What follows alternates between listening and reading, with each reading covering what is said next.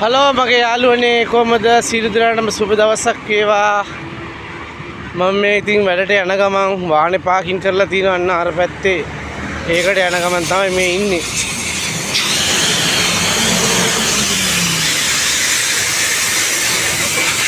මම ඩුබායි වල වැඩ කරන්නේ දැන් අවුරුදු 3ක් විතර වෙනවා දැනට ඇවිල්ලා.